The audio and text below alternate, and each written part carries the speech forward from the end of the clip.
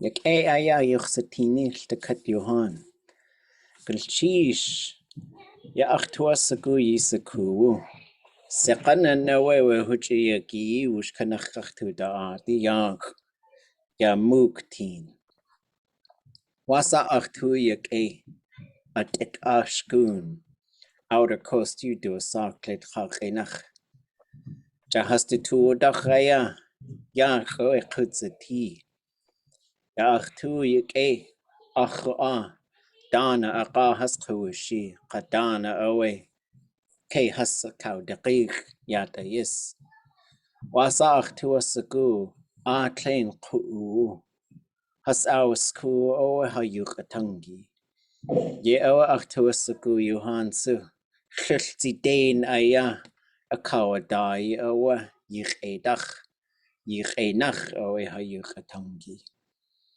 يجاكو قاقو وان قنين زي أختو سكو هستخ إيت قختسا آخي أجوي ياتا أختو سكو يستيني يا هاني كاق ويتا لخوت أو يدو ساكا آني لخوت يا أدا أياخ أو يوتين يا هاهدكي يا أو وان قنين سكو هاتلتكي كا يا تلشكي أتقني يا وهي تخلدي أو هقستي جتلي أو لكتا أي هجدخوي هساوتي يا أخو ويسقو وأن يتكي قا قنخوي هس أو شكوك وآن وتلتك داسا أكايي يتي وش هس أو سكو يا أجوي خنجتي ʼatángi أتوخو أتلين أتوسكوخو أجاكو قاكو دخ أجوي يادا أيا قختسا آخ يأوى أإدخ خنجت خينخ أيا وجين يوخ ʼatuwdli.át الشيش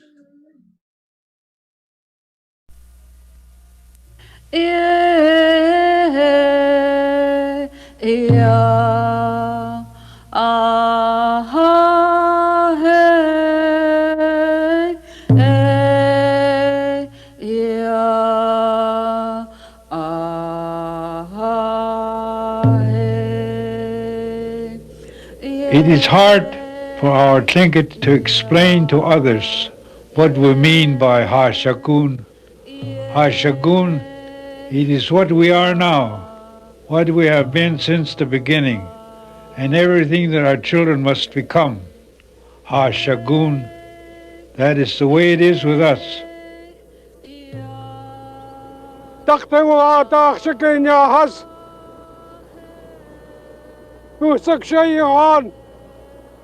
يا إذا تخاق تخلني تكدي تخاق أجاي تدي خسقاق أخصني هسد يا تواتي يهاني وتشيه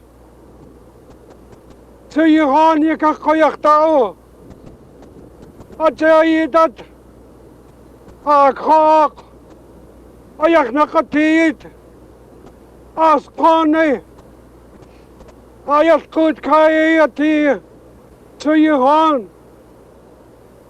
أجايدت تكيكايتي تتخاجي ساكان خاو أهان سينكت هاشكين يا هاين خناسته هاتي توتكيدخ هاكادي جنخ هاشكين يا أيخ نقطية هاي الجنية يسقط كا قد كان تقيك أجادت إخسقاخ يا التكيكة يتي هاشكين يا أخ يا يتتاق كاكي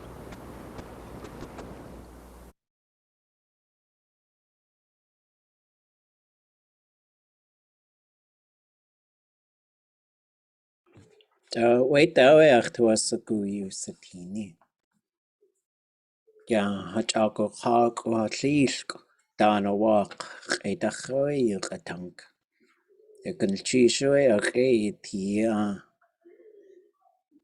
Quwqan Quwsti Oe has to Twasaku Quwqan Te Oe has a Kawat Tlelqa Day has to Twasaku Hasawlihi Yaha Anikuk Aqwa Ashilk Ohas has to daat Yi Atkatai Achasakawaha One Qanins Tlaqanach Oe Tlelha daat Oe has to tea Wasa Atkakwane Ya Uhan Kwa Gwalchak Chakuti De Oe has Kustian Kanana Itgoe Adaye has ours Nain Yewa Achtuik Ekoa Do you ʼatángi Oe Khashaye Khoahi Yewa Hatu Wasaku has to Yach Aya Yuch at ʼatuwdli.át Khacha'aq Ayach Naqatiyet Yakunachik Ya Chat a Kachek Kwashahid Wasa Yitu Chadat Koa Dasa Wutisatin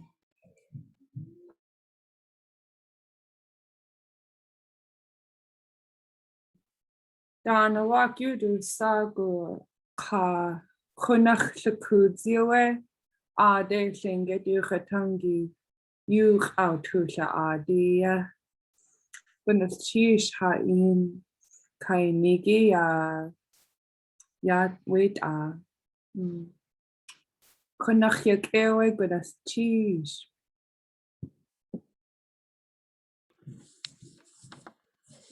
Okay Alchishcha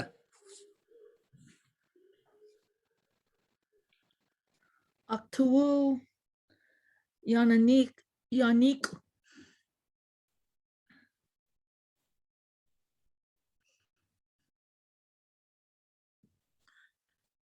Daanaawaaḳ hits a T.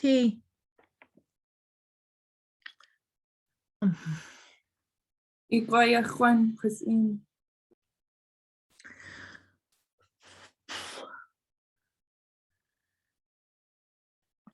I don't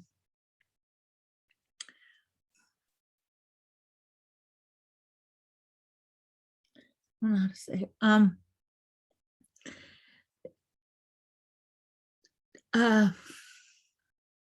Guacante,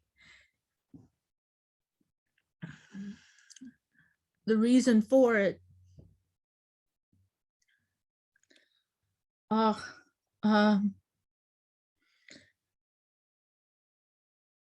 Dusha rolling into the day.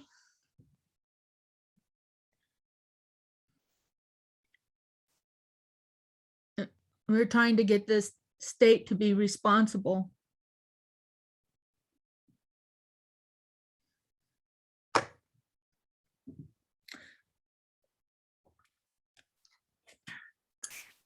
Buenos dias, Christine.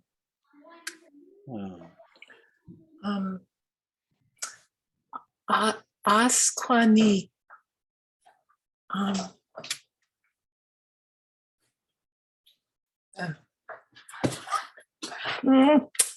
Yake.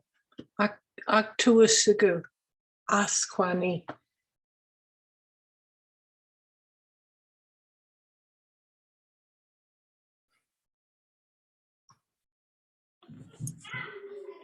Conchish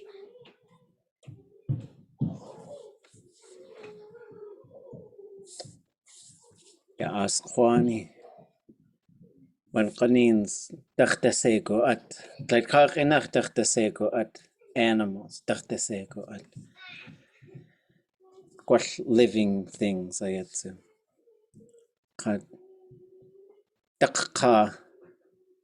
taqaati wan qanins qutlidua sago atse hintakati awe wan qanins hastu daat aya yuq'atuwdli.át q'aqaqtin yewe ata atiq'atuqaqiya we qa qutlidzi atawe qunaq tlidzi qunaq we haqqusti wan qanins iq'atuwaqa qonni uqki qoti haqqusti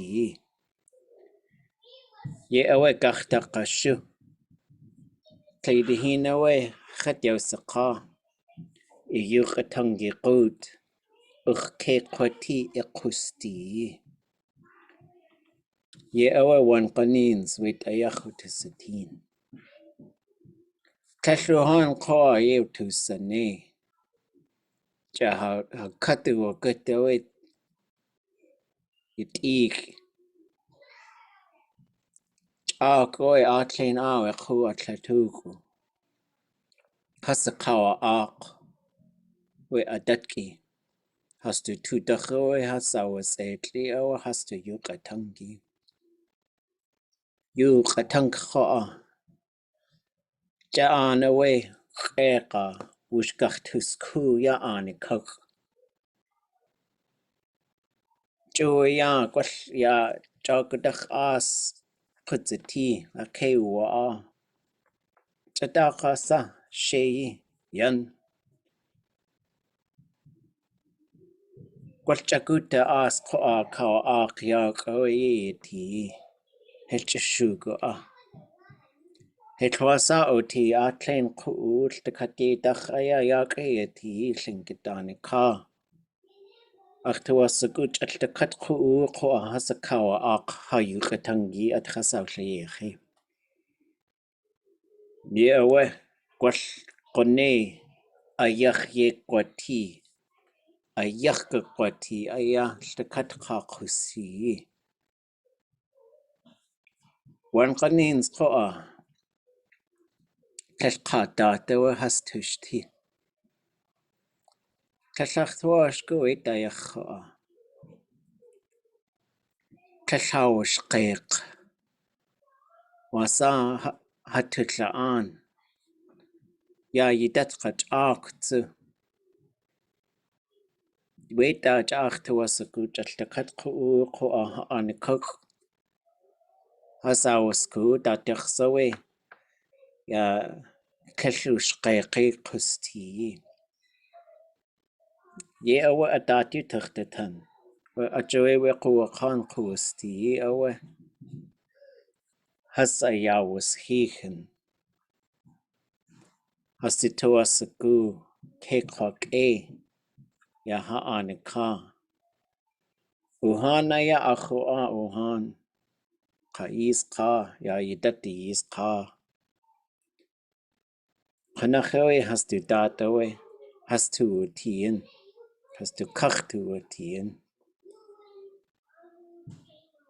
Yewe qatiqo ahayijni Woochin Joya hintade ayakaktu like hintade ha kakaktu ak hintade ha kakwak aqash eo kindig kakaktu kwach yaslinkitani tukaktu'dli.át ye awa hayijni jayuq'atangi atqtu'dli.át Ilchish a'éidáxa achi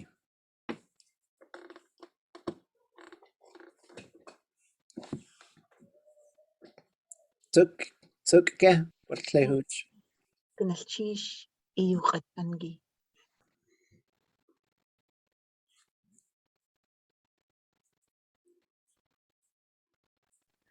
Tlallach tuawishgur yuq'atank. Just a'tuwasigu in kananig. Iguayach gwan q'one. Gnalchish yuq'atangi. Gnalchish kana agu. Llitsin. ʼatuwdli.át. iguayachquan. Chishat. Yukecha.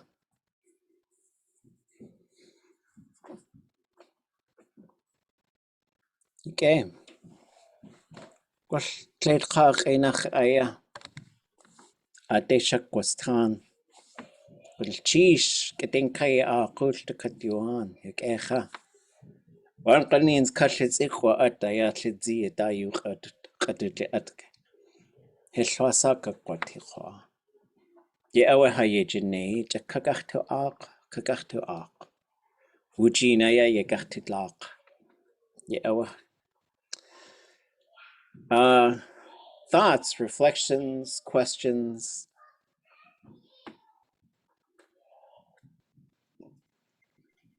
Ideas. Were you talking about a waterfall at one point, or no? No, I was talking about swimming. And there's actually, so swimming, so you'd say like yinde wukak or yinde kukwukak.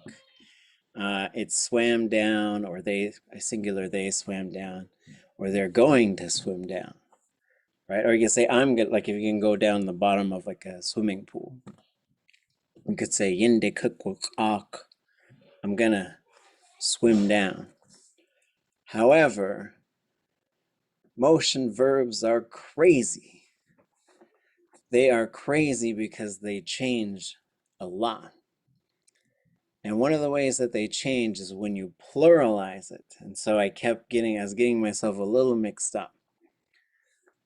So what should have happened is I believe I should have said, Yinde ha kagach du ák. But I don't think I said that.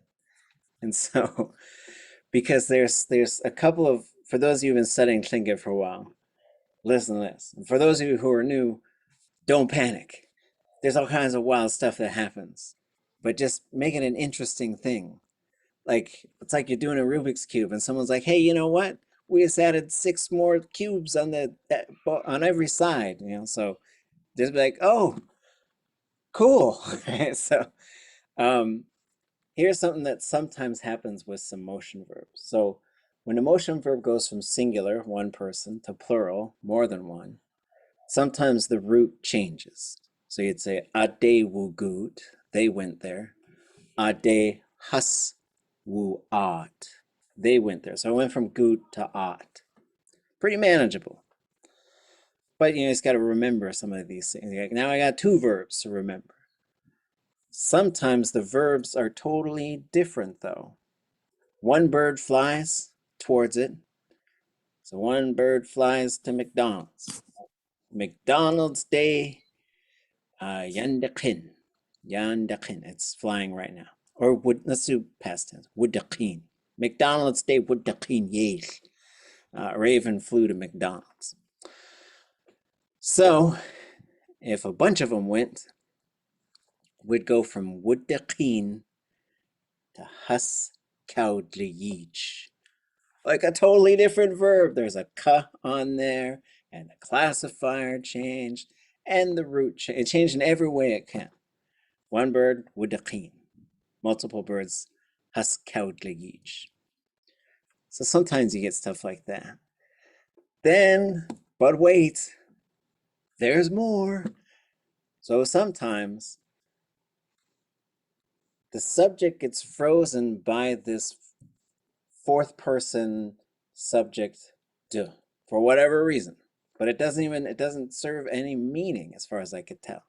It's just frozen in there. And the subject, instead of using a subject pronoun, so we learn all the stuff, subjects do it, objects, it happens to them. Some of the verbs you'll use an object pronoun, and then it just gets wild because we just drill it like, okay, cha, tu, ye.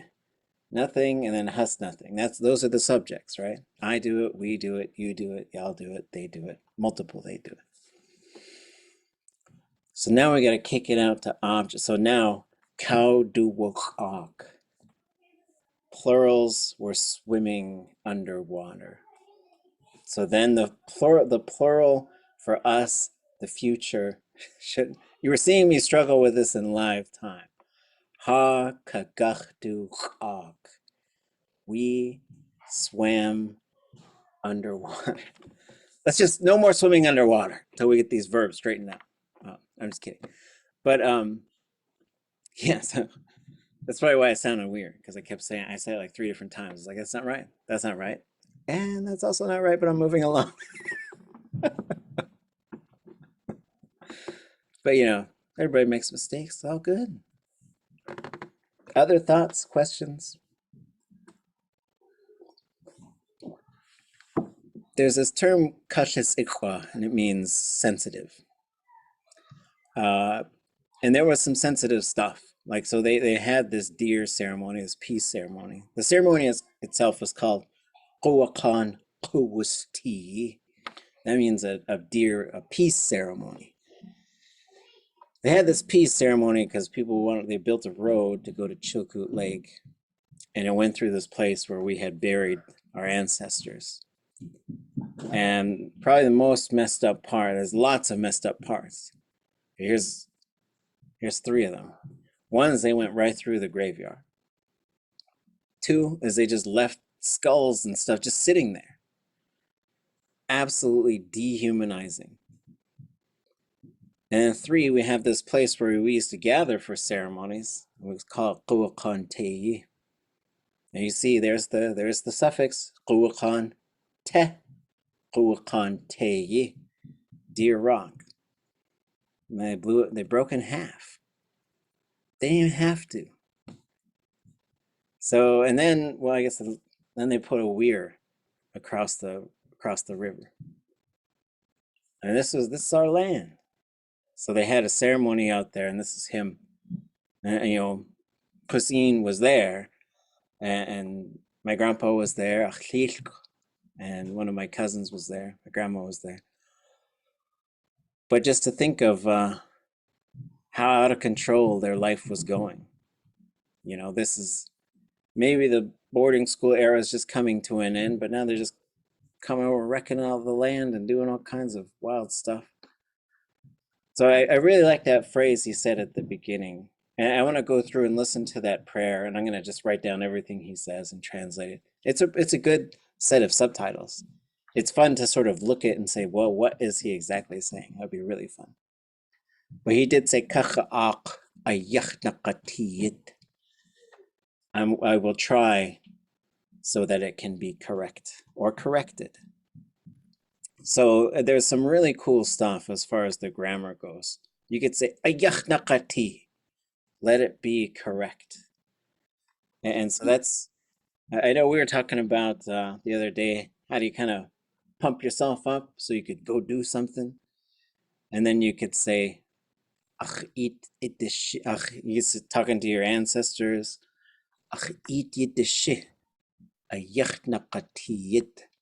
help me so that it can be correct. So those are the types of things that you really can do. That's like sort of like, you know, like athletes got to get themselves pumped up before a game or something. That's like the Tlingit mode is, I think it's asking for help. You ask for help from everything.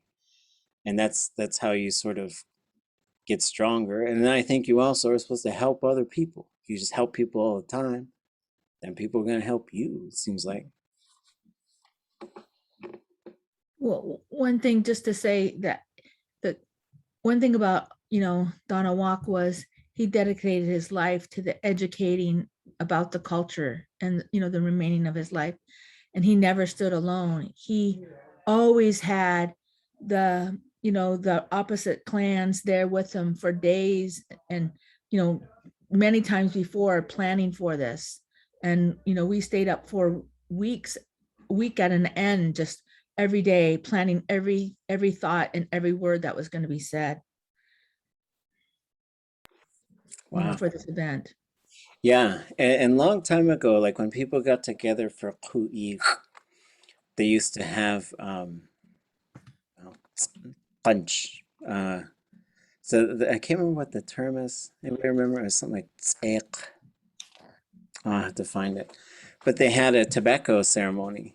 So like basically everyone's coming into this village for ʼatuwdli.át, and they usually would arrive day or two before everything's going to start. And the host clans and the host village would already have it all arranged. You guys can go stay over there. You guys can go stay over there. You guys go stay with them. And so there would be quite a bit of visiting and stuff beforehand, and probably whoever was the nakani. So nakani means, so na is a clan or a group or a nation. Kani is a kinship term to mean the opposite. So if they're a raven, your Kani is the eagles. And if you're an eagle, the Kani are the ravens. So na Kani means clan opposite. Yeah, and so ach, eat Yiddish, help, y'all help me. And so, but then what they would do is the day before, so this is what I think is a whole bunch of communication is going on, and the Nakani and whoever's helping the Nakani is going around and just letting everyone know, okay, this is what once the Quyik starts, this is how we're going to do it, then we'll do this part, and they're going to do this thing. And then they'll give them these ideas on like, okay, you guys are going to do something right here, so whatever you guys want to do. And so there was a general structure to Quyik. So there's usually opening things, prayer, probably a speech, a couple of speeches. Then they get everybody, they bring out all the atu and lay it out on these and position it. Then the prayer, and then whoever the clan is that's really coming out of mourning, they would come up, their clan opposites would come and put black marks on their face, sometimes using soot, sometimes using paint.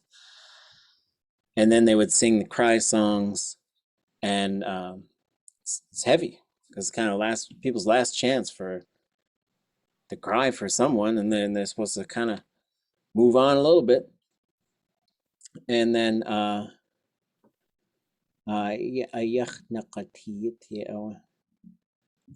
yeah, it looks like the underlined G disappears. A little Tlingit typing tip in Zoom is if you have an underlined G, you got to put a whole bunch of these little hyphens so that you can see the underlined G. If you don't have another set of characters underneath it, it'll disappear. But there's a whole structure to the Quyik, and then there's sort of, you move into releasing the grief, usually through a single speech, and then an act where they're gonna hook with the stick. Then you start moving into the fun time where you're moving into more of a celebration. And this is when the clans would start bringing out their specific things, and they would have times where maybe they're going to tell parts of their history and do songs and do specific things, tell a story. But what they would do is they would be going over the structure and stuff, and then every clan would break out the day before, especially the evening before, and they would have these tobacco ceremonies, and they would plan everything. So once the Quyik or the ceremony started, everybody already knew what was going to happen. It was very scripted. And then there was a lot of stuff too, though, where they just said, okay, this clan's going to do something, and they might not know what that particular thing was. But that clan, they certainly knew what they were doing. And there was a lot of stuff that they did. Some of it was making sure that they were doing things correctly. If people, if they found like, oh, people have been saying that we came from here, but we actually come from here. And so if you needed to correct anything, that would be done there. And then you'd also there'd be some Showtime stuff going on, like they'd bring out these big pots and baskets sometimes full of berries. And they were telling me they had a young man get into the pot, and when they lifted it up to hook it, that's a verb, it's a verb root, hasawa hook, or ke hasawa hook. When they lifted it up and they go, hui, they had a boy in there who was about 8 years old, and they lifted it so hard and stopped and then he jumped, and he jumped out of this big pot that had been full of berries. And as soon as his feet hit the ground, they just started singing, and he just started dancing really hard. So they do stuff like that to really, really make a memorable thing. Other thoughts or questions?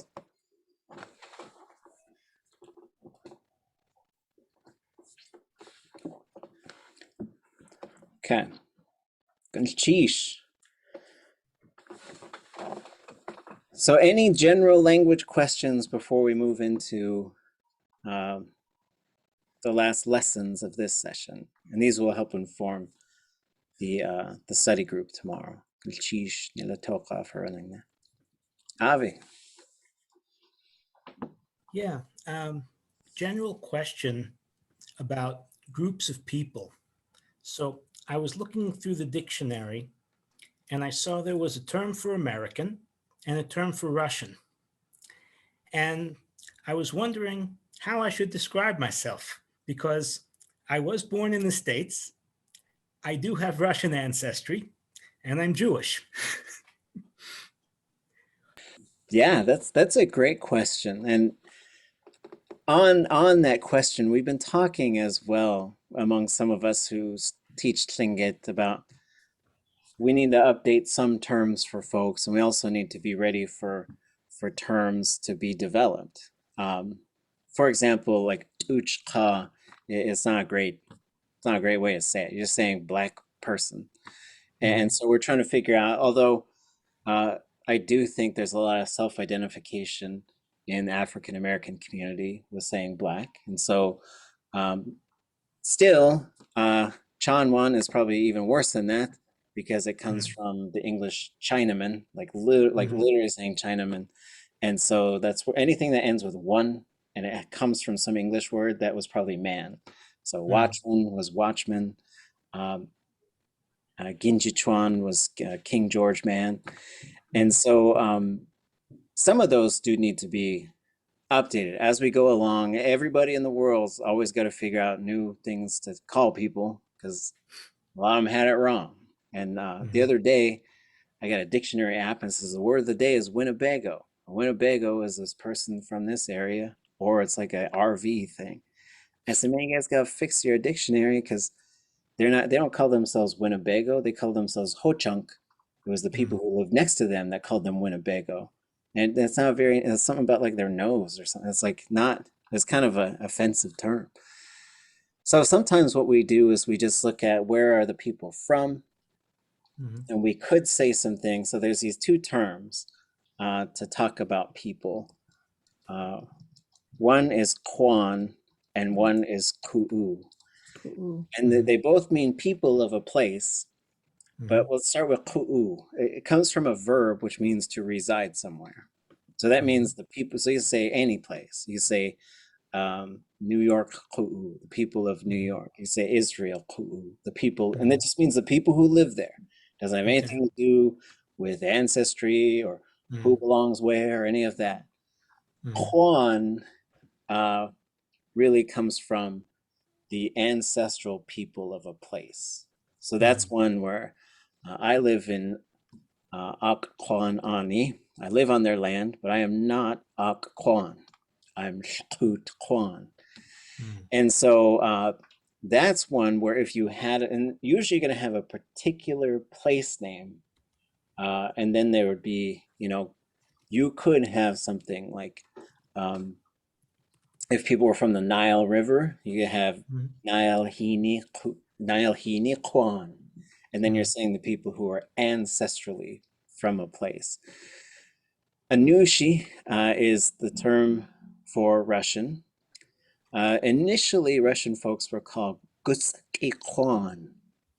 So Guts is a cloud, and Ke is the base of something, and Kwan is the people of that place, because they were the people of the base of the clouds. And then that changed to Anushi, and then that changed, and then the term Tlekha emerged for just a white person, which again, it should be analyzed. And then as far as like a lot of people who learn Tlingit, I saw someone who learned some Tlingit and they were Scottish and they had clans and stuff. And so it worked really well. He just substituted all these Scottish terms in for these clans and it seemed to fit really well. So, but then there was always these interesting questions too, because if you speak German, I don't think you necessarily say German. I think you say something different. And so, yeah, so Taos Pueblo, Pueblo, or, you can say Dene. And then there's one more that I'll put in here. So we'll say nation or clan, and then you say nach, oops. So you say nach chatzati, I am a member of this nation, clan, or group. And that's where you could also, instead of, you can also say it this way. I'm just going to call it group, and then I'll explain it. So, and actually, I know we talked about this before, but I forgot. Let me try and make this bigger so we could see it. So I think I had that one. Oops. Let me get the Kwan and the Ku'u in there.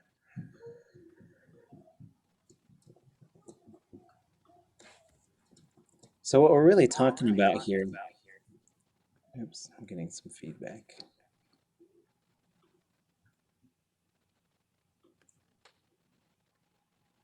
Okay.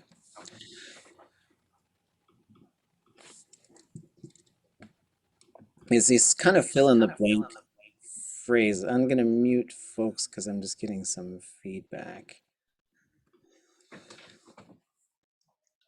And let me fix this. So Kwan is the ancestral people of a place. And that probably takes a little bit of talking with Tlingit people and just sort of making sure, because we kind of have these established Kwan areas, like Lḳoot Kwan, Āāk Kwan. And I don't know if new ones should always be made for everything. Like, and it gets complicated too, because if I'm from Boston, I say, well, I'm Boston Kwan. Like, well, are you the indigenous people there? Because that's probably what we're talking about when we say Kwan. But that's also sometimes a difficult conversation. Ku'u is, oops, that's where is the people who live in a place. This nation or clan, and then nach chatzati means I'm a member of this nation or group. So the na part does not always have to be there though, right? So if you were Ho-chunk and you were speaking and you just wanted to say that word, you could say Ho-chunk chatzati, I am Ho-chunk. You could also say Jewish chatzati, however you want to say the term. You can say German or is it Deutsch or something like that. So then they would say, and then put the ch on it. So this underline X is a suffix that marks what the group is, and then chatzati means I am one of these things. And this could be a group, but this could also be a profession. You could say, Wachwan chatzati, I'm a security guard, or maybe a police officer. ʼatuwdli.át, I'm a teacher. But it can also be, there are other things that are members of groups. You could say, ʼatángi, I'm a musician. Now it's ʼatwdli.át, I'm an alcoholic, right? There might be situations where you'd say that. So it could be sort of like, I'm one of these groups of things. And so that's how these things would kind of work. As far as, so we also can use this term, shukat ku'u, which would be kind of like, well, literally would probably be like the first ones who lived there. But this is how we would refer to the indigenous peoples. So if I went somewhere and I was greeting someone in Tlingit, which I would translate, I might say, Gunalchi shakat ku'u, Lḳoot ʼatuwdli.át, ʼatuwdli.át ʼanikukukati. Thank you to the Lakota people, the indigenous ones of this place. I'm thankful to be on your land. I do think the ʼatángī could be with professional associations, like you could say, and there's not always words for everything. It's lawyer, ʼatángī, I'm a lawyer. ʻatlayeche ʼatángī, I'm a carpenter. Asqewu ʼatángī, I'm a seine fisher. Yeah. Oh, and the teacher, I'll put that in there.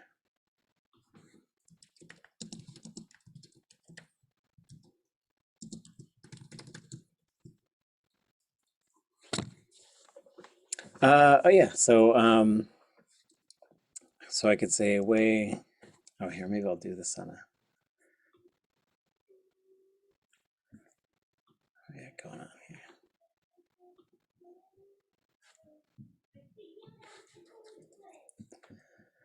So the one that I just did was I said way shukat ku'u, and then you have their name, and this is how you would, in this way of talking, you are addressing them. So you're saying, like Lakota, you ʼyiduwdli.át, you are all called Lakota. And then you don't have to say you ʼyiduwdli.át, because you can say awe yuhan. There's different ways to take care of that. And then you could say, what did I say? Shtuqa chatati or ʼatuwdli.át? I can't remember. I'll just say ʼatuwdli.át.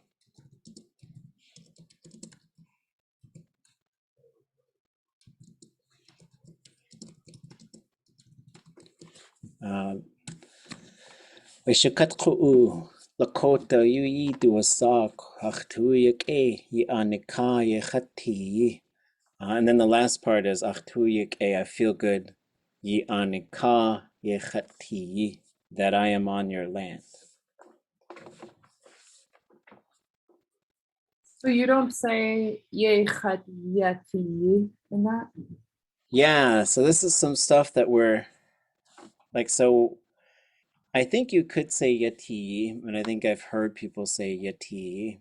I do think technically this is supposed to be in the -I form, that classifier. But yeah, there's a few things that we're just sort of really trying to figure out how to do collective. Well, I don't know, that I'm trying to figure out how to do, so I could teach people how to do. And then yadi, yeah, so to say yadi ayachat. So we are a matrilineal people, so whenever we introduce ourselves in Tlingit, no matter where you're from, if you're going to use Tlingit tundatani, the Tlingit way of the Tlingit way of thinking, you're going to be talking about your mother's people. But then if you ever want to talk about where your father's from, so from a Tlingit perspective, and you can think about this however you want, but just if you were to adapt it to the Tlingit way of thinking, you would introduce your mother's people first. So if your mother was Swedish and then your father was Finnish, then you would introduce yourself as Swedish. But then you would say Finnish yadi ayachat, and that's saying my father's people are Finnish. And that. But again, the ethnicity thing doesn't always translate the same way the clan identities do. But by clan identity, you would not be what your father is. You would be a child of your father's clan. And so there's lots of great introductions throughout history that, people would say something like, Coast Guard yadi, right? And so there's like lots of great things like that. So my father was in the Coast Guard. I've heard Elvis Presley, Dechchan, grandchild of Elvis Presley. So, oh, great. Yeah. So, and then other cultures that are matrilineal, it matches up really well.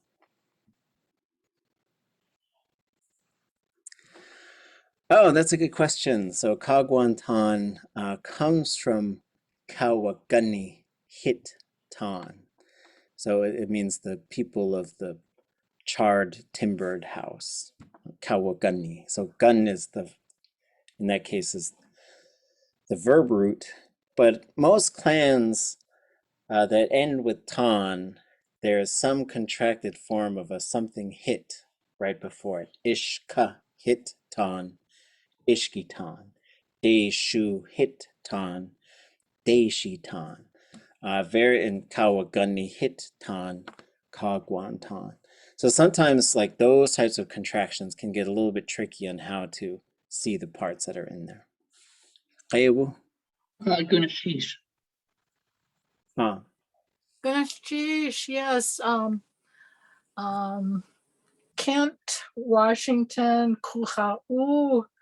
And right now, the Duwamish and Muckleshoot are having a public dispute over who really has rights to this land. So I say both of them when I do introductions. But I also was taught a phrase, Guna on Duwamish Aniaya. And I was told that that means the Duwamish people settled this land. Have you heard of that? Huh. Say it one more time. Guna on Duwamish Aniaya. Huh. Wow.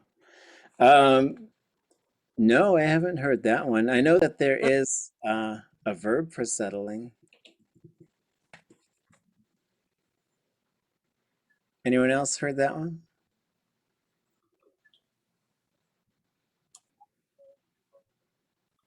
Let's see where I find this verb.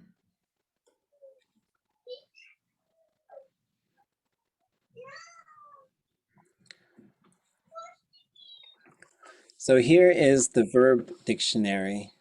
And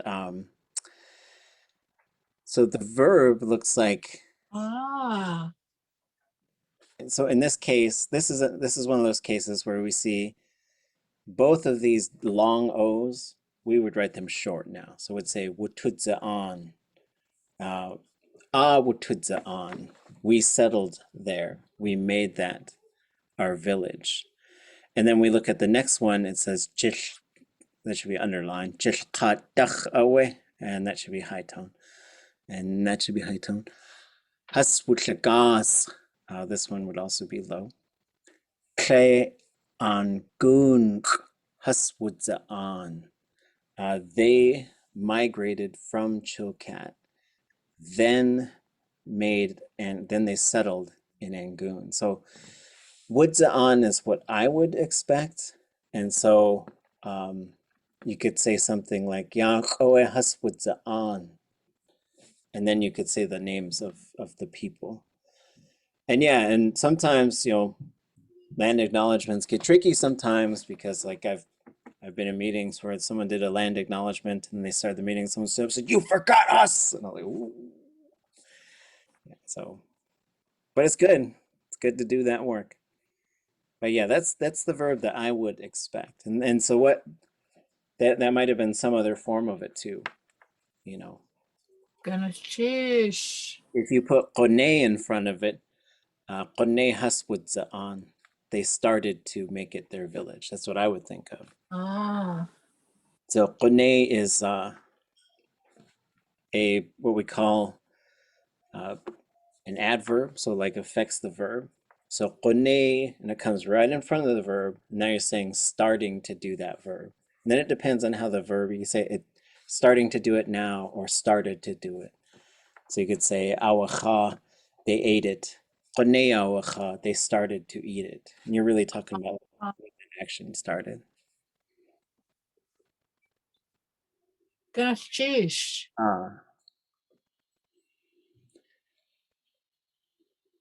The single, so the short form of the double O would be a U.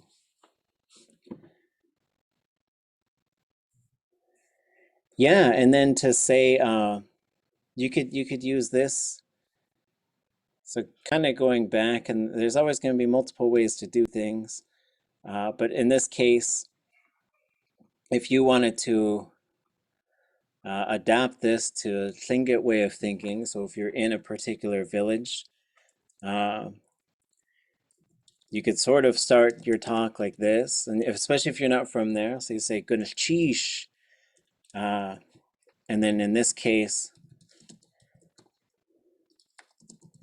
Aanyalahash. So Aanyalahash literally means little children of the land. So here's An, the village or the land. Yetku is children that belong to something. And then it could be Yetki as well. I've heard it both ways. And then Sani is how you do little plurals, the and Sani. So the little children of the land. And this is another culturally specific term. So sometimes this is used like generally speaking, noble people. But in actuality, like if we're here in Akwaan and you said ʼatuwdli.át, you're talking to the high level Wooch people, the leaders of the original clans. That's what ʼatuwdli.át should be used for. And then here you would name the clans, and this is where you got to do a little bit of your homework before you start, so that you don't mess up and forget one of the big clans and have to fix it later. But this is where you would say the names of the clan. So and you would name it's a little bit tricky, you'd name your opposites first. So if I was up there in Daesling, I'd say Gunchish, Hanyat Kusani, Yan Yedi, Dakroedi,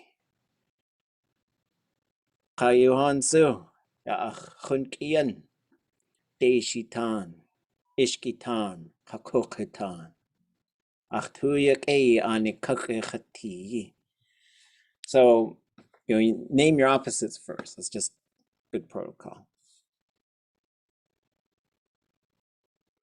Oh, okay.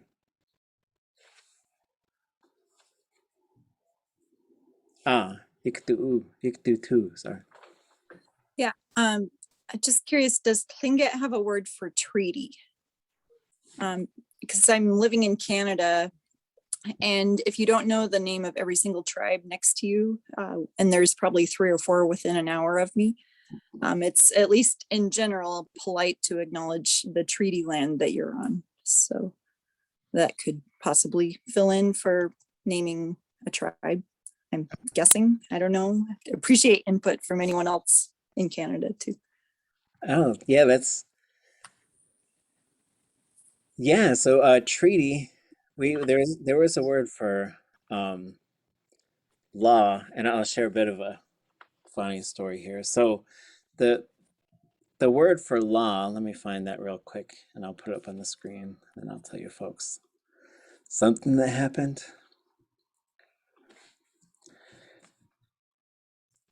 What is it? I think it's the words that people live by. Let me just enter law and see what comes up.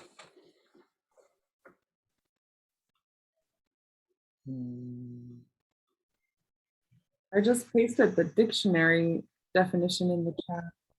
Oh, goodness, cheesh. Oops, dang it. Okay, there.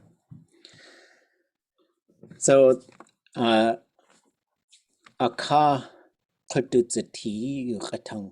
words that people live upon.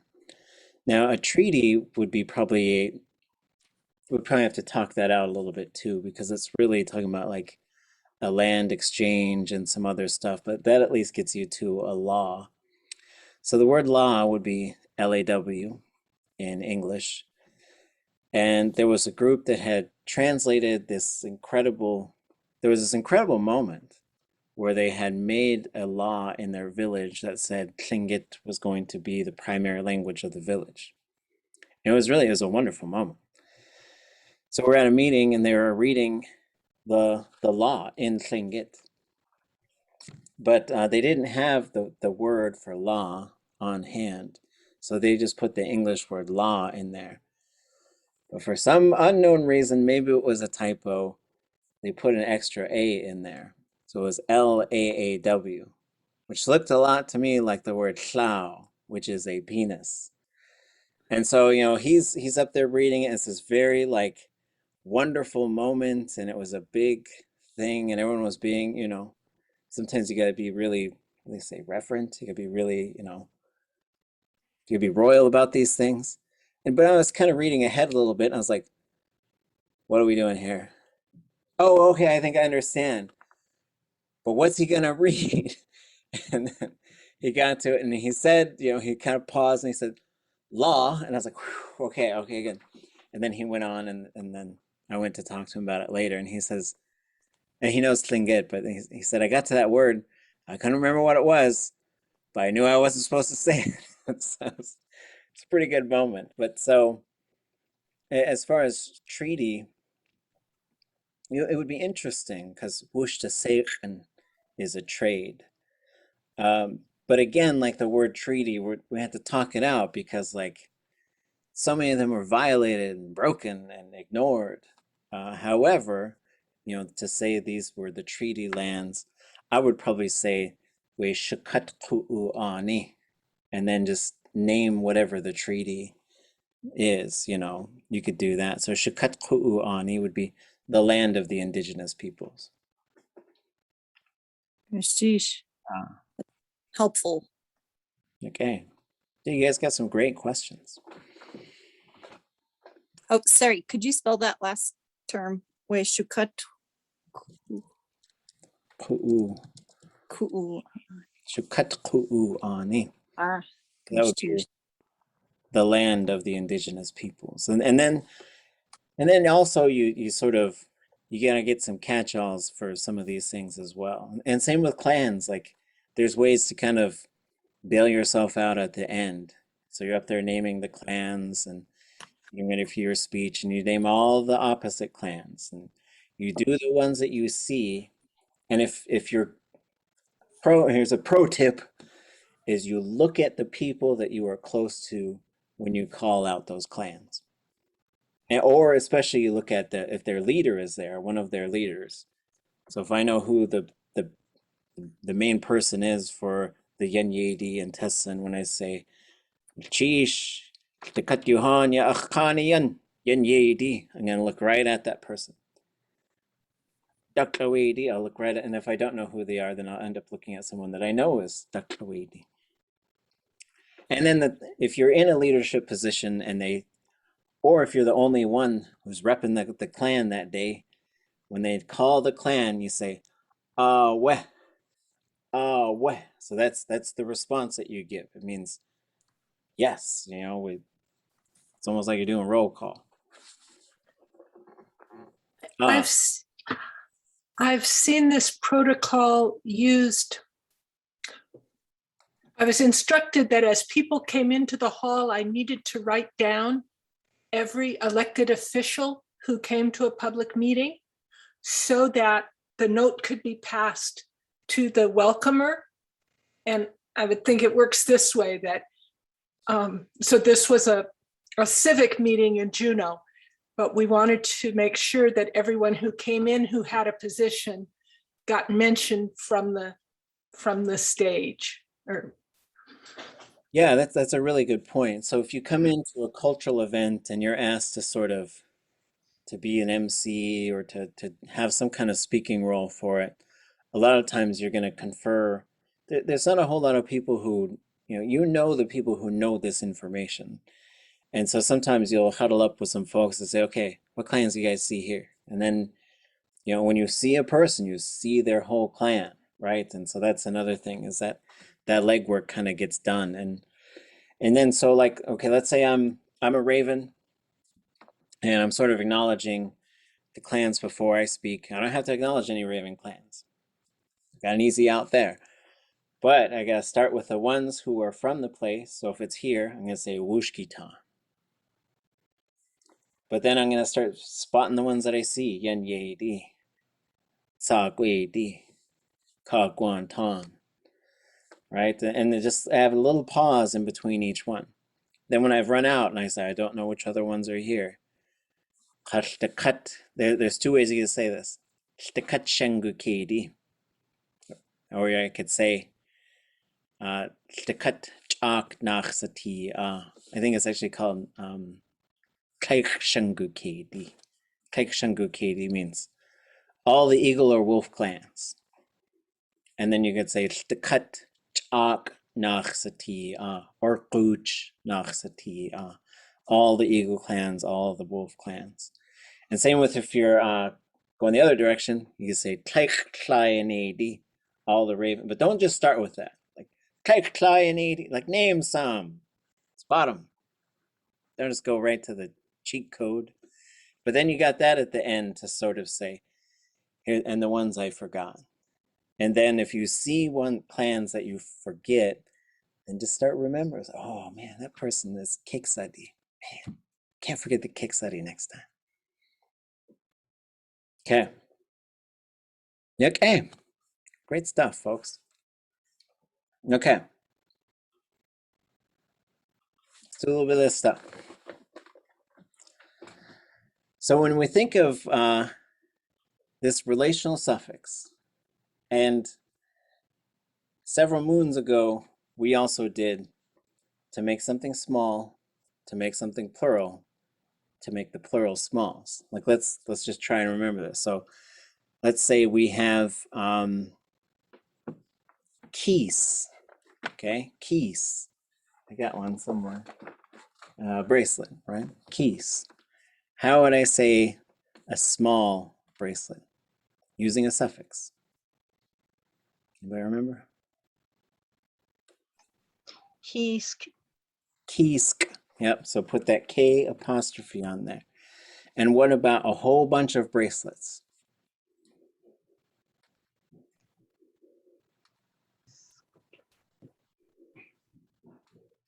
Using a suffix. Yes, kisk. Right, so those two suffixes, the small and the plural, those are in suffix spot number 1. You can only have one or the other. You cannot have both of them. The second spot is the relational suffix. So you can have two suffixes on a noun, and they will go in that order. For example, kisk, if this was a little tiny bracelet, it's like from when I was a baby. Ach kiske, my little bracelet. Got this whole bunch of killer whales.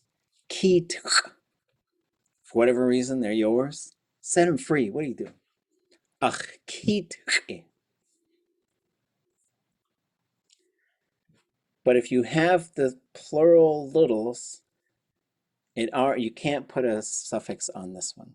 So you go from kukusani to ach kukusani. So that's one where it already has suffixes on it, so you can't put a suffix on there. Okay, now we're going to try some of this stuff out in real time. Again, you can learn how to do this stuff to say my, your, their, our, y'all's, plural there. Ach, or what did we do? It was like pointing. Ach, du, ha, ye, hastu. Okay, so these are the 6 that we sort of start with. But for this one, I'm going to ask you all to do ach. That's going to be the pronoun. You're just going to make it yours. If you're going to try it out, you get to have it in the metaphorical sense. There are some places where we've seen this suffix in action. This is a noun that comes from a verb. The verb is ʼatuwdli, to exist. The noun form of that is existence or life, ʼatuwdli. So if you want to talk about life as a noun, like let's say you fall upon some hard times, this life is really difficult. Sometimes you got to know how to really bemoan your life, you know. The possessed form follows the rules that we saw. This is a short, high vowel ending. It's open, so we should expect ye, but that ye pushes this vowel long and low, and you get hakusti. Hakusti. So it follows these rules, and this might be a word that you have learned, But now you can see these relational suffix rules in action. Same with this one. On is a village or land or big boat, really big boat.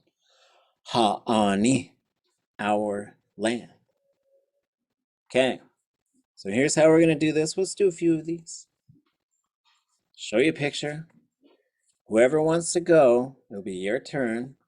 The first thing you're going to tell me is, what is this thing called? You're just going to say its name in Tlingit. The next slide will reveal its name, and then you will say, ach, thingy, whatever the thing is. Who wants to go first? Who knows what this thing is?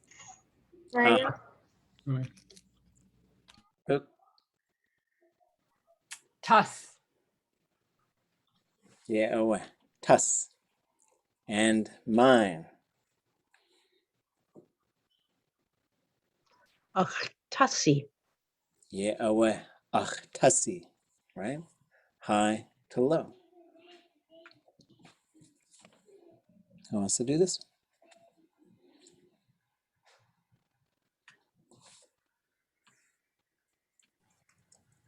What? Yeah, oh, shawat. And if it's mine,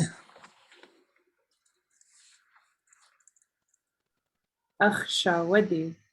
ach, shawati, right? So the T to the D, that's the switch that we see right here. And for if it's a male, you'd have ka, ach, kawu.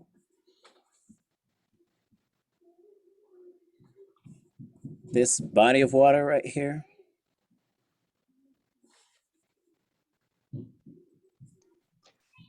Ah, yeah, oh, ah. And if it's mine,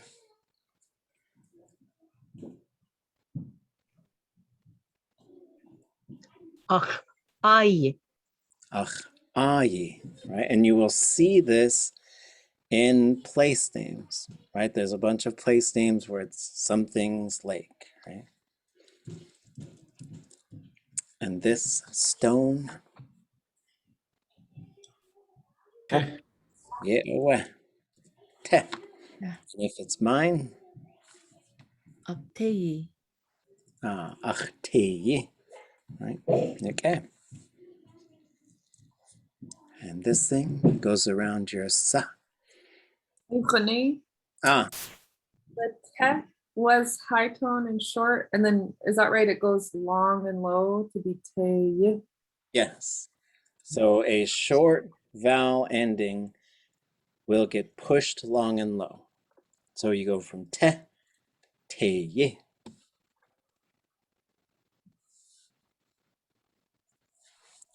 What's this thing called? Say Sate, right? Sa, at.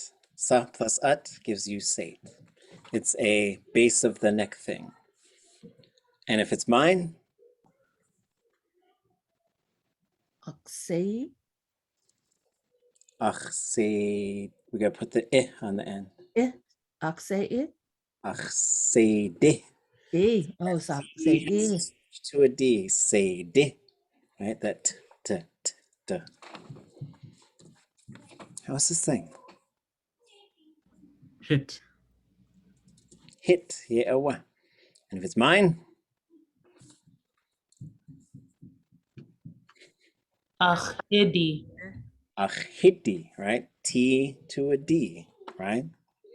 Because ach, hitti is too hard to say. It's just a lot of the things that languages do, it's like it just finds the easiest way to get there. Da. That's a mink. Hmm. Gotta be up on your weasel knowledge. All the weasel family.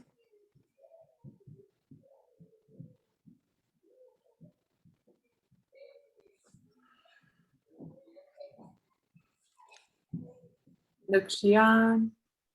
Yeah, well, everybody say Nukshiyan, Nukshian. Nukshian. Nukshiyan. Nukshian. Yan. So one is we got a whole bunch of little things like the ermine, the mink, the martin, the marmot. And I think it's pretty common to live in a place and not really know the difference between all of them. Because I was in the Forest Service, right? The Forest Service is supposed to know some stuff. They call themselves the Forest Service. And they had a display with all these little footprints. I was talking to my kids and I was saying, I think this is I think it's a marten. Look pretty big. Looks like a marten to me. But it's just the footprint. So, and I don't know. It's not like I'm a trapper or anything. And I was like, well, let's ask the people. So we asked them, like, hey, what kind of footprints are these? They look at me like, I don't know. And then they, but just the way they said it, like I was asking them just some kind of really wild question. I was like, well, why do you got the footprints then? So I was angry. I'm gonna go resolve this. I should complain to all the way up to the top. This is the one that Raven took and got lots of help from, is Nukshiyan. This is the one that went and got the knees, the sea urchins for Raven. Nukshiyan, they hang out down by the beach. The marten tends to be a little bit more inland, quite a bit. And then the ermine is da. So I think a ferret would be more closely related to an ermine. But it's always interesting, what do we call the things that come here? And sometimes they need new names and sometimes they don't. Like a dog, they don't need any new names. They're all just a dog. But then, and we're not going to translate the poodle and the Labrador and the Labradoodle, and we're just not going to do that. If you want to, go for it. But then when some things come in, for example, there's this thing called a grouse. And the hen grouse is called ʼatángi. And that was the name of it, ʼatángi. When chickens were brought here, for some reason, those things started to be called ʼatángi. And then the grouse was called ʼllingit. There you see that suffix pop up, the llingit grouse, or the llingit chicken. I don't know why. Why would we give that chicken that name? Give it back, chicken. There's a couple other things that did that too. Rice. But da, and we ain't giving da's name to anybody. But if there's something that comes in, there you can say like da uwa, it looks like an ermine. But you could also say, sometimes the default will just say ʼatuwdli.át. That's a white person's ermine. But that's mostly because like the white folks brought it here. So we can also say like, well, where does the ferret come from? And we can maybe, like if you had a mongoose or something, you might have to figure out where does the mongoose come from? And then we'll call it that place, I don't know, like Mongolia, I don't know. These are interesting questions. Shuck, that's another one. Why'd we give it to that big old strawberry? Now we got Tlingit Shuck. I'm angry about it. I take it back for the people. Give it, chicken. You're just some other kind of thing. There's a beautiful word. The word for oak is at least derived from Leitka, whatever the word for plank, but it's the white man's wood. Oh. I think it was named by somebody who understood wood and recognized the strength of this strange thing. Yeah, Shewu, I think it is. Mm-hmm. And you could say ʼatuwdli.át, maybe, for camel. It's like a horse that has a big hump on its back. And I assume we have two. But... Is there another thought or question? A question from the group. Are the chats available from these classes when they are recorded, or do we need to take good notes? That's a good question. I can put them up. I just was cutting corners. Well, we want you to. But I know we take lots of notes in there too. So, if each person clicks on save the chat, they will have a full chat pop up on their own computer. Oh, okay. Sheesh. Yeah, and it downloads automatically, so it's not a terrible amount of work for me. Usually I upload the video, but then I move the chat to a Google folder, And then Click the 3 dots and you'll have a choice to save the chat. oh, sheesh. Yuck, hey. Oh, yeah, if you have a phone, you can't do it. Good point. Okay, where was I? Oh, my mink. How you gonna own one? Can't say it. Oh. Jan? No minks for Okay. you. I want mink. Nukshiani. Yeah, oh, nuxiyani, right? Yani. So you see that ending, as you sort of learn how to do these things, you look and say, well, what's it end with? It ends with a consonant, like the letter N. That's not one of those ones that needs to switch. Okay, cool. It's not rounded. Throw an I on it. What's the tone going to be? Opposite of what's before it. Ani, ani. As opposed to ani. What's this one called? Good. Yeah, oh, good. And if it's mine, Goody. good. Goody. Yep, goody, right? Good. T to a D, high, low. What's this one called? Una. Yeah, wow. Una. Now this is one of those ones that ends with that little double A thing. It's the one that shoots. So this is the one that has an exception. Who remembers what that was? Uni. Not quite. You gotta still have the in there. Oh, una. Unayi. Oh, yeah. Unayi. What Unani. happens is those end vowels must all be short and low. Yi, ayi, ayi, unayi. So this is an exception to that whole set of rules. But if you see any of those chita, chuta, any of those things that it's a two-part word. It's is a pronoun, which means the one or the ones, some of them. The way you would use it typically is you could say ahwacha, I ate some of it. And what you're saying is I ate it, but I didn't eat all of it, right? So it's used in that way. It usually does pop up in front of the verb as an object pronoun. Ahwasatin, I saw some of them. But then there's this interesting thing where it jumps to the other side of the verb root to become a noun. Una, the one that shoots. Kha'un, I shot it. Khut'a, the one that chops or chips. Kha'khut, I adsed it. We'll do a few more.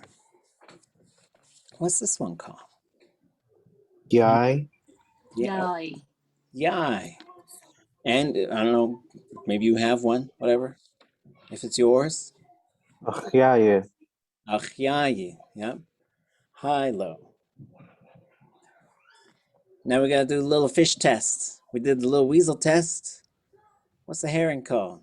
Yao awe. Yeah, away. Yow.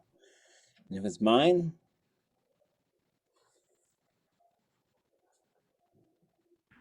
Yawi. but it's an end, it's got a rounded ending. So that W means it can't be.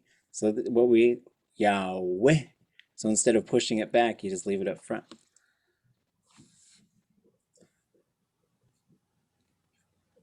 Yahweh.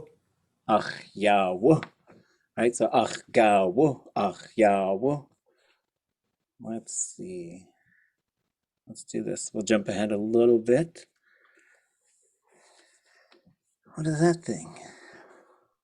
Yak. Yak. Yahweh. And if it's mine? Achyagu. Achyagu. Right? Achyagu. Achyagu. Yep, exactly.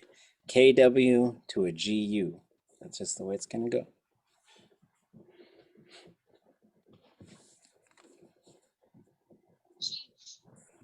Oh, yeah. Cheech. And if it's mine, Chi. G. J. yeah, cheej. CH to a J. Let's see.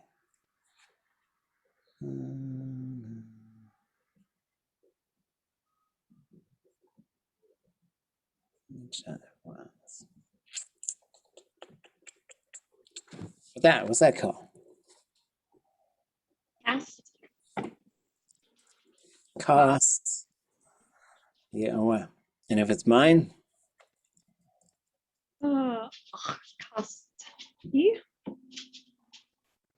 Cost.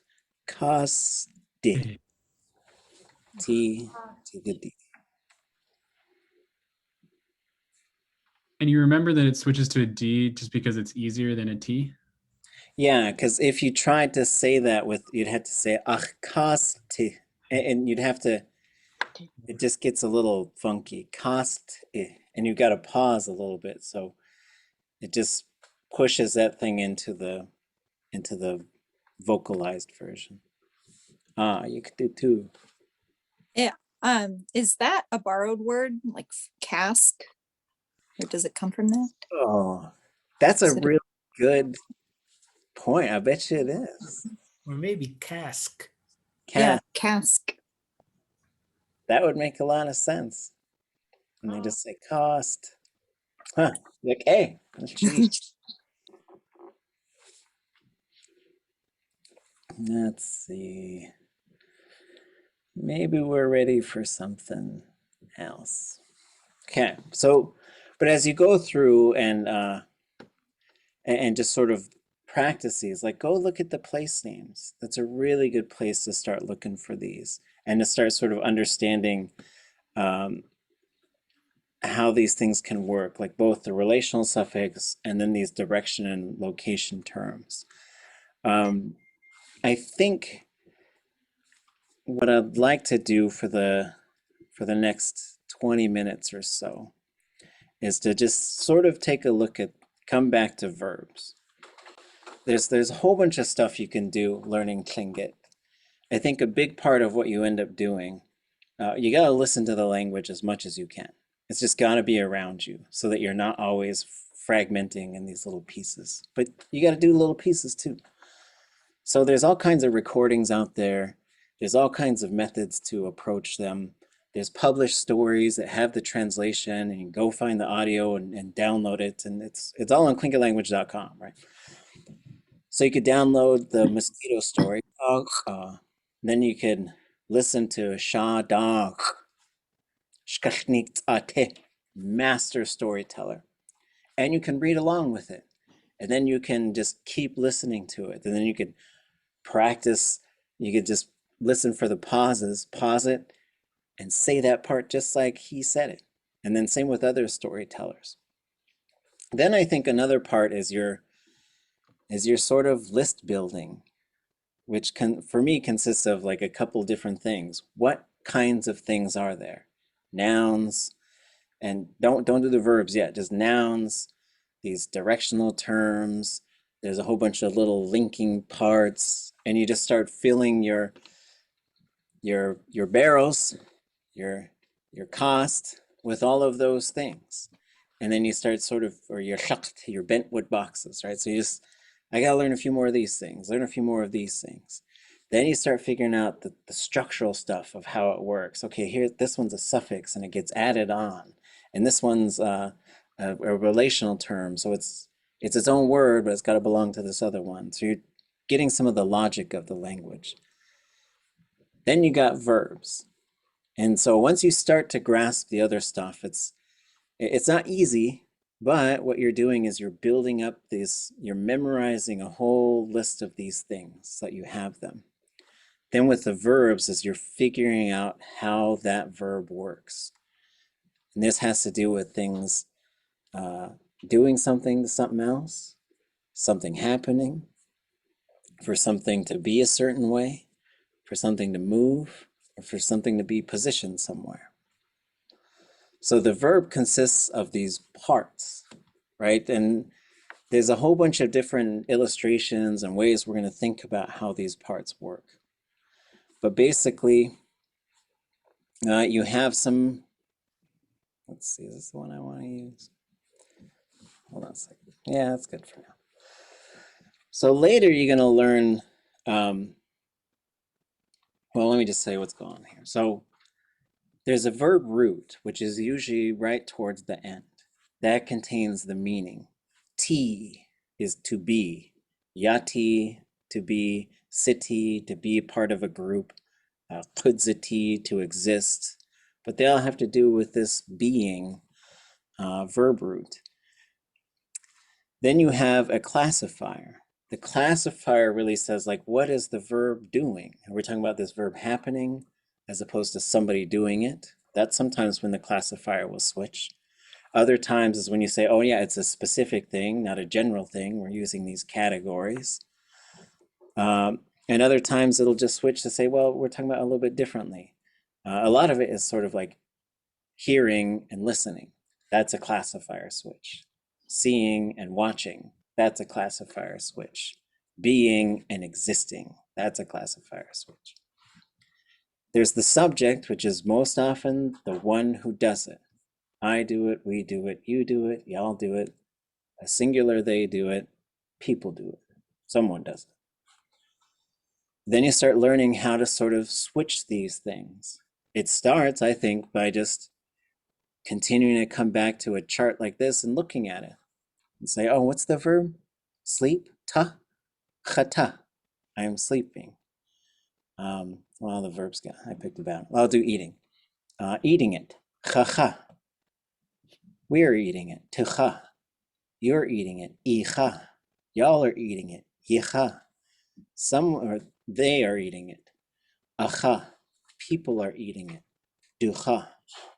So you start learning how to sort of go through here and switch. And it's an artificial process at first. Just keep going back to the chart until you start to memorize those things. Oh, I am cha.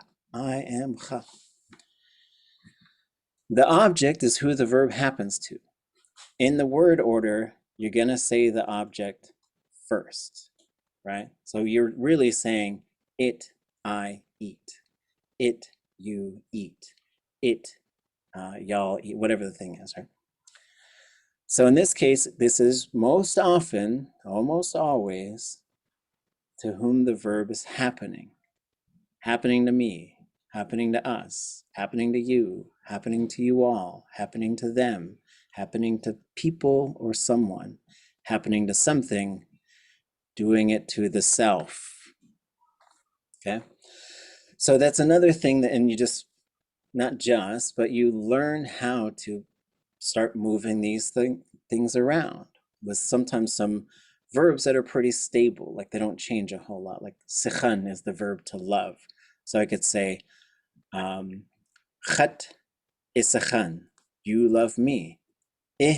Cha sekhan becomes ichsakhan, I love you.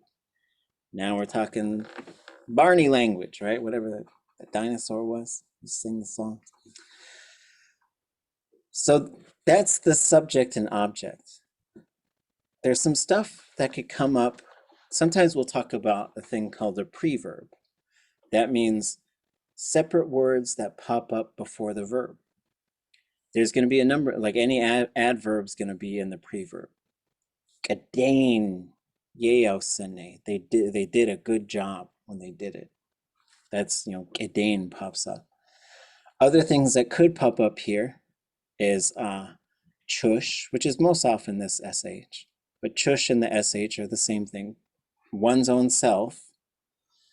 Woosh or wooch, to each other. And then hus, which is how you pluralize both the third person object and subject. So the plural just means more than one. So one more than one more than one. Then there's a couple other things that as you learn how to use verbs, that start to pop up here. What we call a thematic prefix is a fancy term for saying there's a noun on that verb. And they could pop up. Some of the common ones are to for inside of something, ka for the surface, the horizontal surface of something, ya for the vertical surface or face of something, j the hand, ka the mouth. So you'll see some examples as you learn more verbs. So when you have a verb, if you change the classifier group, it's a whole different verb. If you add a thematic prefix, it's a whole different verb. Sometimes if you put some different things in the preverb, it's a whole different verb, okay? The last thing to look at on here is this little section here, which is in parentheses, that's called the conjugation prefixes. It means there's a set of prefixes that will move in they'll activate in certain combinations to put the verb into a certain mode. We call them modes. In English, they might call them past tense, present tense, future tense. It's a little bit more, it just works a little differently in Lingi. So for example, their perfective is a little marker, y, that pops up right there. And when that thing gets activated, it says we're talking about the verb strictly in terms of whether or not it has happened. Has or hasn't is what you're going to get. And it's not past tense because it could be something that happens right now, but it must have already happened. Like ʼhuasiku. The reason you hear the w in there is because of this perfective marker. Other combinations like g, u, qa, those three things together say future. So it's like a little code. When you put these things in a certain order, future. This plus this plus this, portative, this command. So one of the things you start learning is like, which ones do I have to put in a certain order in order to have the verb doing a certain thing?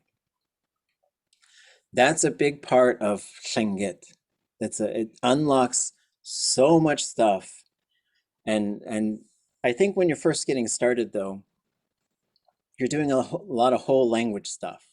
Like, so you'd say, hin itinech chatyati, I need water. Now you've got to fill in the blank phrase. You need money? Daanaawaaḳ Lḳoot, I need money.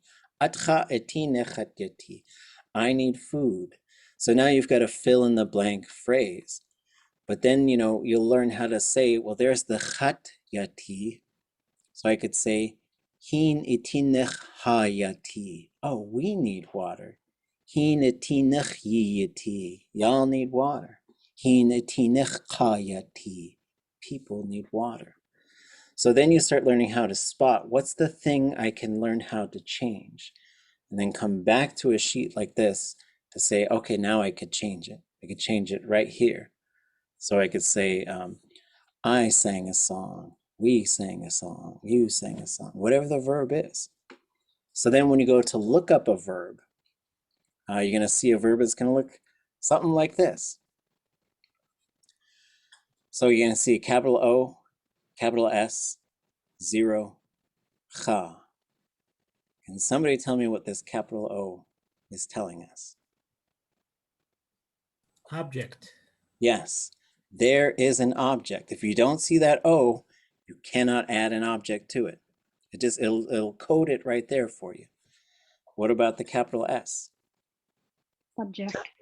Subject, right? So there is a subject. If there's not one there, you cannot add one. And so as you look up the verb, it'll tell you which ones you can use. And then you go back to this. So then you say, oh, for eating, you could, and I'd only recommend maybe saying this to your potatoes or something. You could say, cha, I'm eating you, right? And so it's a strange construction, but it works for other things as well, like I see you, or I told you the story, or whatever the thing is, right? Okay. What about this marker right here? What is this telling us? That's your conjugation prefix. In this spot, right before the root, it's the classifier group. It's the classifier group. And so there's a number of different times we use this symbol right here. We call it the zero marker. And that means, well, there's a number of different things. So as we mark, sometimes there's nothing there, but there's a spot there. And it could switch to something. So that's why we're going to mark it. So when we say this is a zero group classifier, we can look at the classifier chart. And what this shows us is if it's a zero group, that means it should be either zero or ya. And here's when that's going to change. It's zero when it hasn't happened. It's ya when it has happened. That's the whole key to starting to understand the classifier. Yanik, sick. Kech not sick. Yek good. Kech not good. So that's what the classifier does. One of the main things it does is you add what we call the I vowel, even though this one's a letter A. The rest are all I's though. So for example, you could have ich I saw you. Kech ich I didn't see you. So it goes from si to sa. Very subtle, but you'll learn how to spot it, you'll learn how to hear it, and you'll learn how to use it. That's what the I thing does. But once you see that's a zero group classifier, you'll learn how to say, okay, that's going to be zero or ya, one or the other. And it's almost always zero, because a lot of times when we talk about it, even if you say, I'm going to eat it, it hasn't happened yet. So it's always going to be a zero classifier. We get the root. This root, cha, means to eat. So it has meaning built into it. Then in parentheses, we get some extra information. This, when we see something type verb, this will tell us the conjugation prefix, or we call it sometimes the conjugation class. So there's several things that make Tlingit verbs kind of complicated and very interesting. One is that every Tlingit verb has a conjugation type or class. That means it's generally associated with a type of action. And this is debatable. There's some people who wonder about this. But generally speaking, if it's a zero, that means it probably has a goal or an end point. There's a point when you're done eating. There's a point when you ate it, right?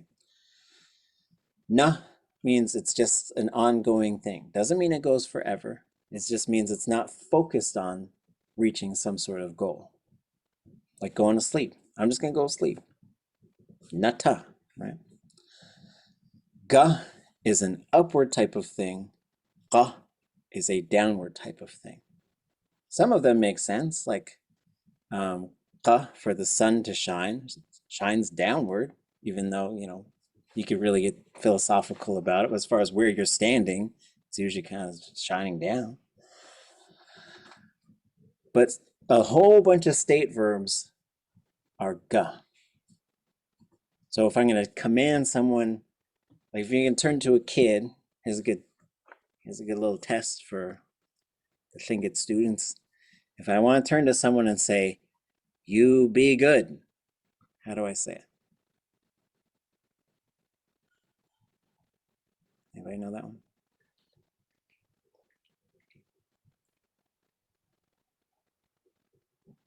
Something with ke on the end. And with ke. Iga. Okay. Iga ke, because it is ga conjugation. It also requires an object. So iga ke, you be good. That's a command form, right? So we kind of have to know which one of these it is, because it's going to affect the way we start to move the verb, perfective, future, these other things. These will play a factor. Yes. Igake, be good. You got, if you got multiple people you're saying it to, y'all be good. Yigake.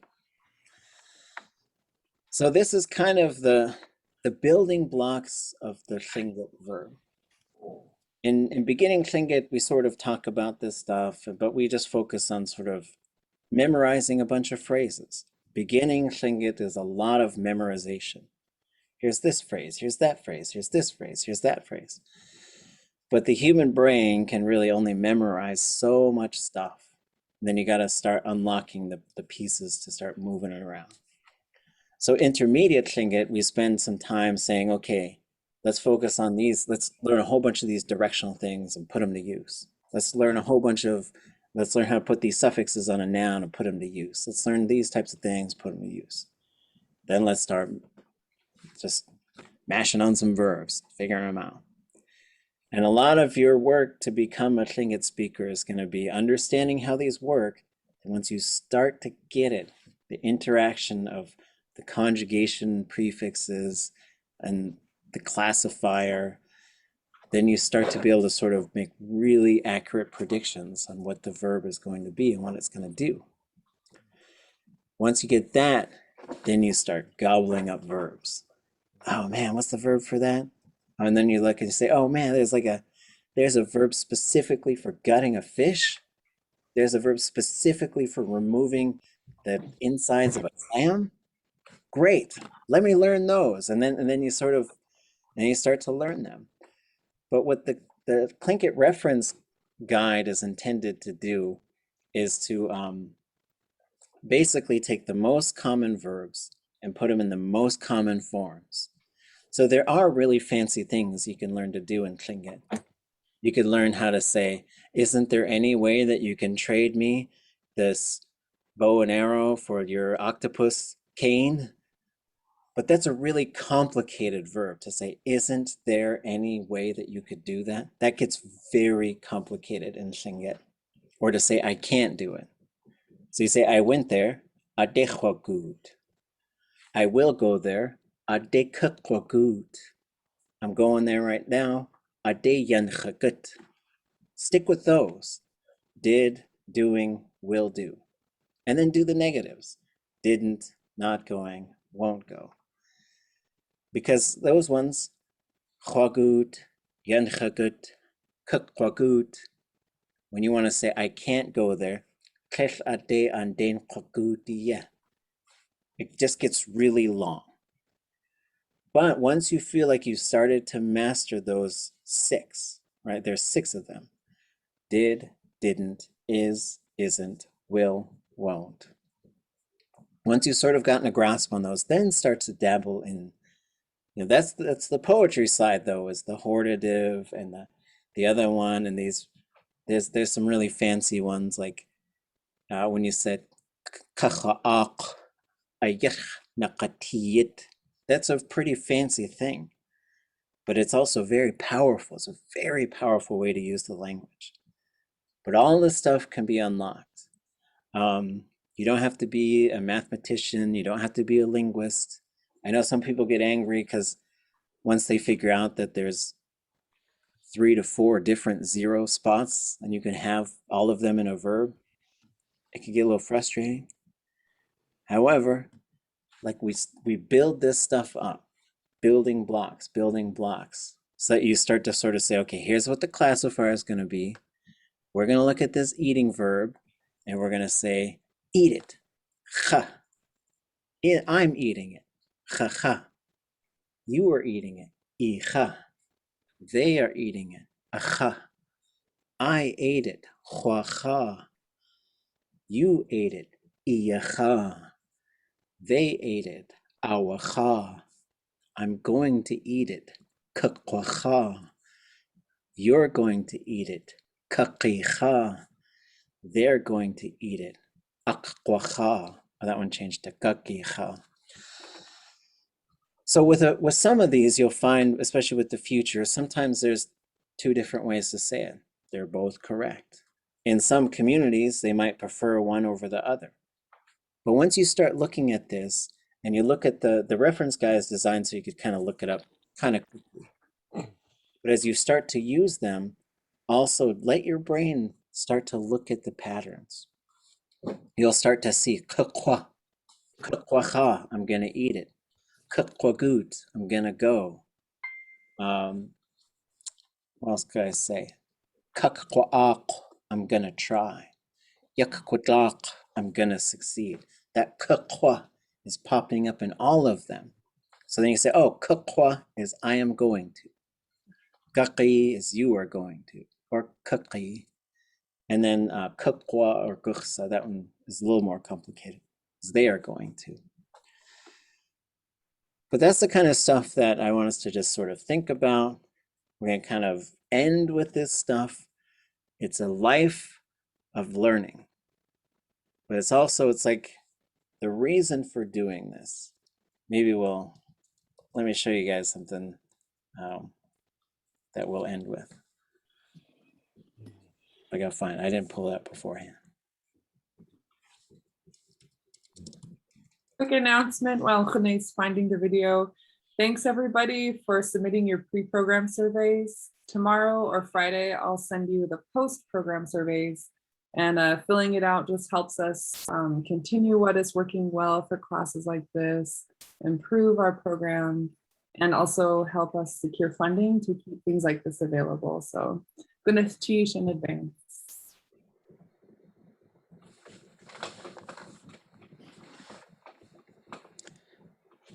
So Aanyalahash is a speaker from Daanaawaaḳ, and we're going to end with some of his words. This is recorded by Shkuyesh Tim Hall, and we worked on this in Daanaawaaḳ. I get lonely for you. It's not fair. But that border is going to open pretty soon. Bring my vaccination cards. It's like that scene in was that Smoke Signals? Hope you got your vaccinations. But I really like to look at the words of the master speakers. Like you're gonna study all this stuff, and it's gonna drive you a little bonkers sometimes. You'll be like, it's so complicated. But then you talk to a speaker, and you're like, look, they just did all the things. The conjugation thing, they did that, but they don't have to name it because they grew up with it. And the things that they can do. And then you'll start to understand. You're going to be in this small but growing group of people that when they hear something like, that was amazing, and I know why. And then that's the unlocking point. And then the next unlocking point is, I'm going to do something amazing. This calls for high level of language. And so I'll make sure I'll post the link to this video so that you folks can see it. Oops, I don't know if I shared my audio. Hold on. Okay, I think I did. All right, here we go.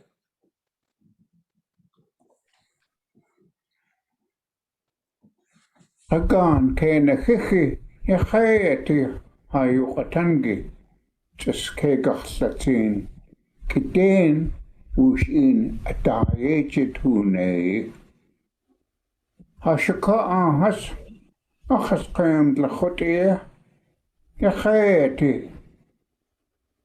ʼatuwdli kidén suyaagagachtuke.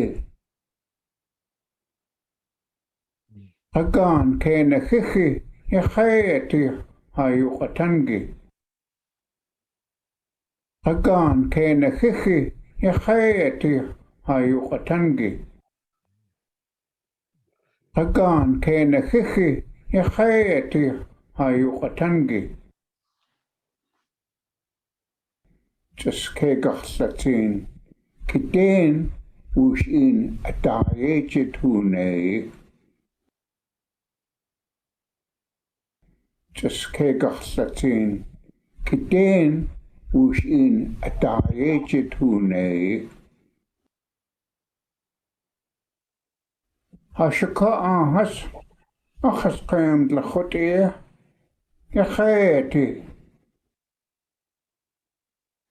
Haa Shagóon ʻatuwdli.át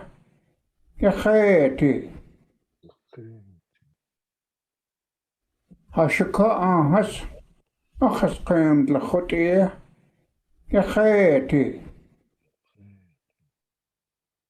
ʻatuwdli gedén ʻatuwdli ʻatuwdli gedén ʻatuwdli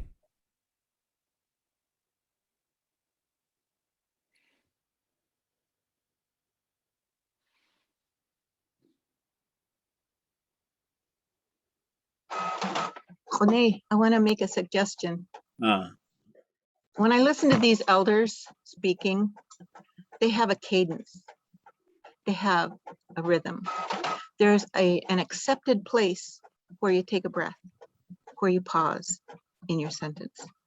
We have no idea as readers where those pauses are. We need one more diacritic. We need a comma to say, hey, you can take a little breath right here. yeah, that's a really good suggestion. And so sometimes if we're writing it like on a slide, you sort of just pack it all in there.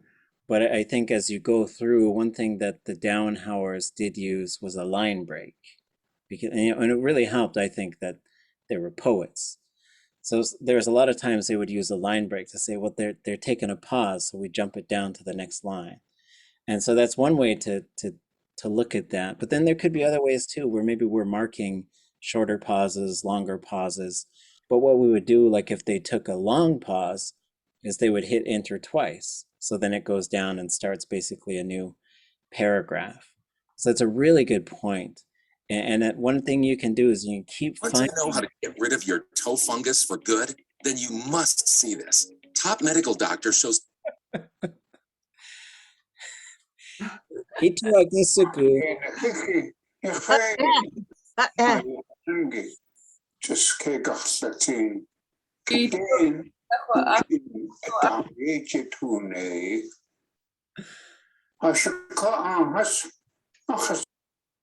Okay.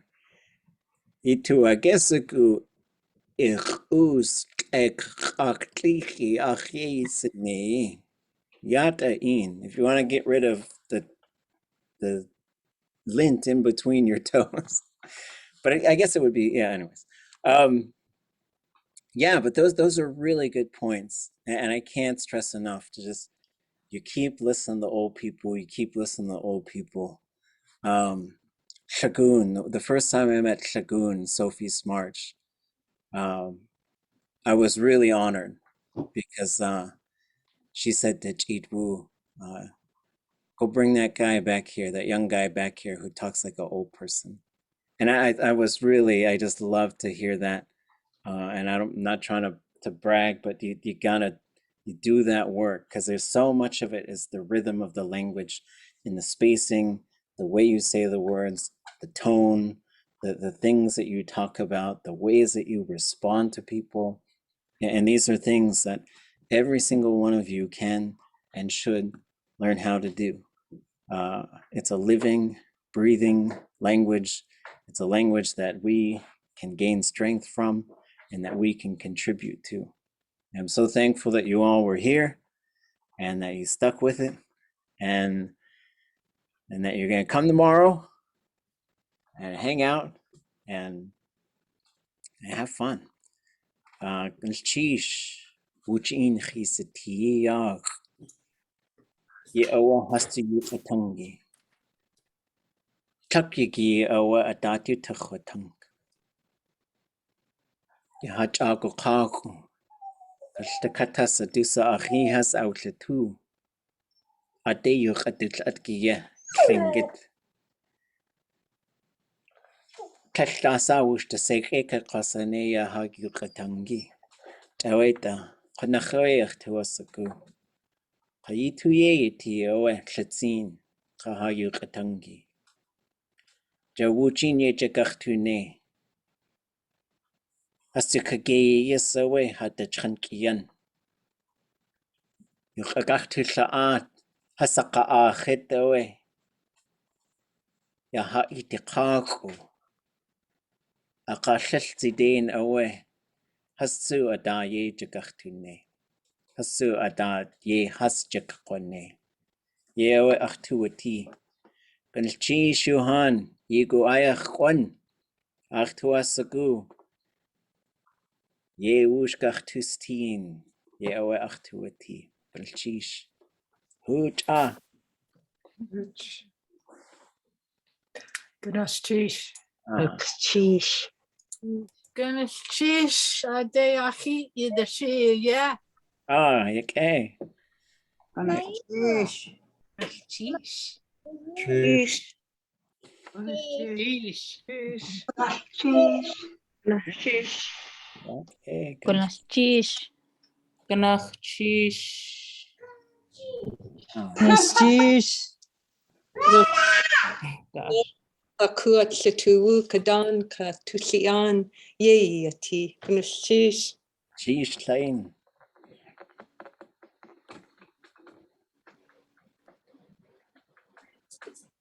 Okay.